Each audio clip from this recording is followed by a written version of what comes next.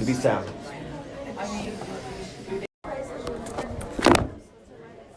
Ian Trottier here for Discussion of Truth. I have a pastor, Mark Burns, with me, and he's dressed incredibly well, by the way. And especially, we are in we're in a kind of a hot office space at the moment. Yeah. So I appreciate you kind of weathering through that.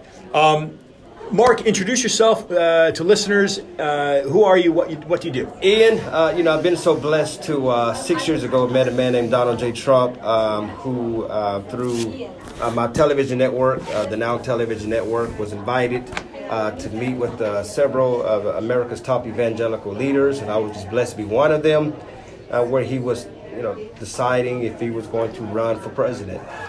And it was at that time where my whole life changed, because I partnered with he and his staff, his children, became very close with his family, began to I became a surrogate for him, speaking at rallies, introducing him before the rallies across the nation. Time magazine gave me the title of Trump's top pastor. Yahoo News named me as one of the 16 people to shape the 2016 presidential election. And then, of course, the president asked me to serve on his evangelical executive board, in which I did for the 4 years that he was president, and soon to be another 4 more years when he's reelected in 2024. So that's reinstated. Oh no, okay, reelected. Okay. So that's the rest. That's a snapshot of who Mark Burns is. And Mark, where are you from? The great state of South Carolina. You're from South Carolina. I lived in South Carolina for about a year at one point, and I lived in Hilton Head. Hilton Head. Yeah. Okay. Where are you from? Greenville. Greenville. And that's I don't know the state that well, but the state. Yeah. That's what opposite side of the state. Yeah. That's So north. about 4 or 5 hours away from. Okay. Yeah. Greenville, Charleston. That's a great state, and then from there I'd move down to Florida. Mark, what is happening to your country right now?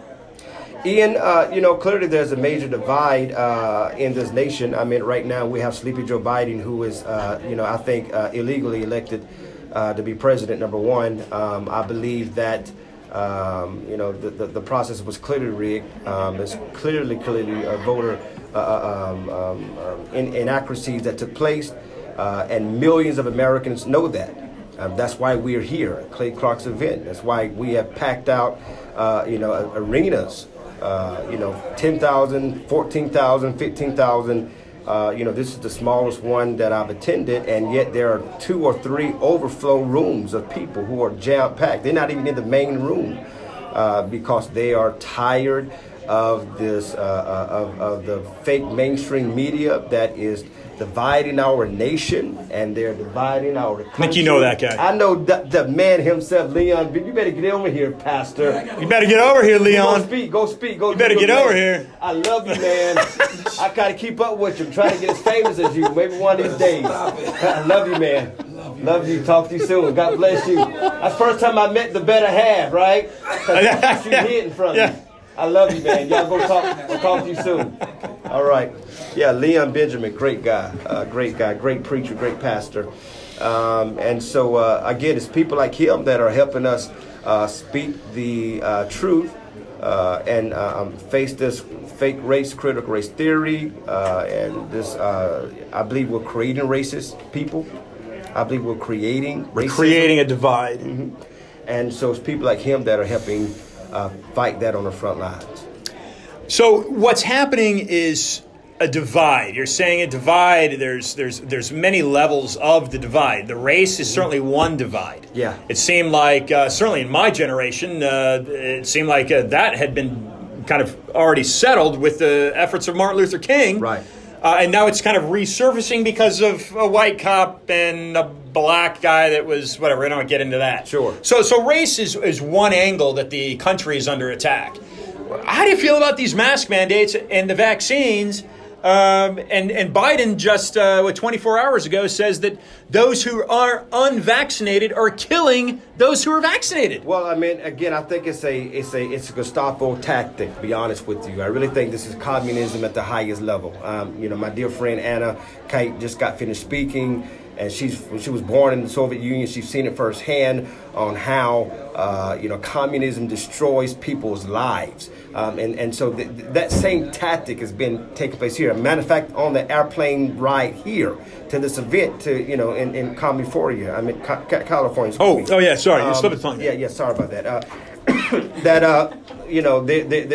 They kicked off a passenger who on your flight, on our flight, who, get this, protested in having to wear the mask. He wore the mask. He just protested in having to wear the mask. But he's got it on. He got it on, and they kicked him off the plane for protesting, like the First Amendment doesn't exist at all. They kicked him off of the plane, even though he had the mask on, simply for complaining to have to wear the mask. Now, was this before the flight took off or after? Or this is right before the flight took off. They turned us around. We were next in line to take off. Literally on the tarmac, about to take off, they turned the flight all the way around, delayed us for like an hour or so, just because of this individual who wore the mask. He had it on, right? He had it on. He just complained that he had to wear it. So this is the type of, this is a Joe Biden America, where we're no longer free. This is a Stalin America. This is a Hitler America. We're no longer free. That our words do not matter, and it is the opinion of fake news media and the infamous Joe Biden Stalin regime that is now at the helm of our government. Mark, what is the deep state? How do you define that? You were close to the former president. He was talking very vocally. You still are. He was speaking vocally about the deep state. How do you define the deep state? What is it? It is very, very real. It is dark money. It is those who are behind the scenes, who are taking the vote of true patriots like yourself, Ian, and this podcast, this medium that is out getting the real truth to the real Americans, firing people up, that we're fighting it on the front lines. Ian, you're on the front lines facing it and combating the deep state and identifying it wherever it is you're exposing it. Wherever it has been shown. I mean, it is hidden, it is behind the scenes, but it is very much alive. I remember backstage, closer to the election, Melania Trump took me to the side and said, "Pastor, they're not going to give it to us." That's how fearful the deep state really is. They're not going to give us this election. They did it the second time. The first time there was a fear that they weren't going to do that no matter what the people wanted, the deep state was going to do whatever they could to block them, and they almost succeeded the first time. They succeeded the second time. You hear what I'm saying? And this is why patriots like you and those who are listening to this broadcast will stand up, be bold, look Stalin in the face and say, "Give me liberty or give me death." Absolutely. Ian. Patrick Henning. Is the deep state a financial organization that has hidden from a stealth angle, that has taken the reins of the government from an economic standpoint? And the reason I ask you this, Mark, is because we are in a $29 trillion federal debt. And the only president out of 46 now, quasi 46, only one left the Oval Office without a federal debt. And that was Andrew Jackson. Mm-hmm. Absolutely. Absolutely. I mean, everything you just said is 100% true. It is a black hole of money that is undermining the everyday American patriot in this nation. That, again, is silencing the voice. And, again, they're trying to silence Donald Trump. See, this is the thing, though, Ian. They're silencing Donald Trump. He deplatformed him, Facebook and Twitter. But really, he's becoming the true martyr. I mean, because the more they try to silence him, the louder people like you, the louder that millions of Americans are standing up. It is blatant disrespect. It is blatant silencing. It is blatant. And they simply making the martyr of Donald Trump, when the movement is becoming bigger than just the person of Donald J. Trump. He's the face of it, right? He's the one that broke the dam, but the movement is becoming greater and bigger, and as you're having people like General Michael Flynn and those who are here who are being bold, Mike Lindell, these great men, these great patriots who represent.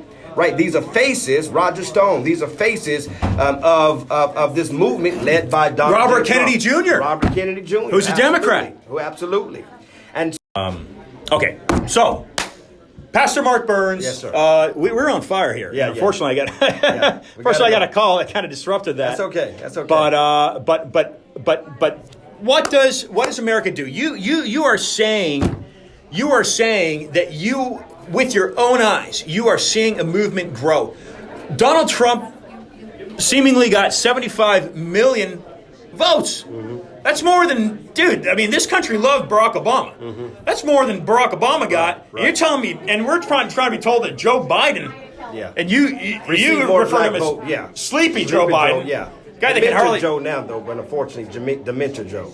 Dementia Joe. Yeah, it gets 80 million? Yeah.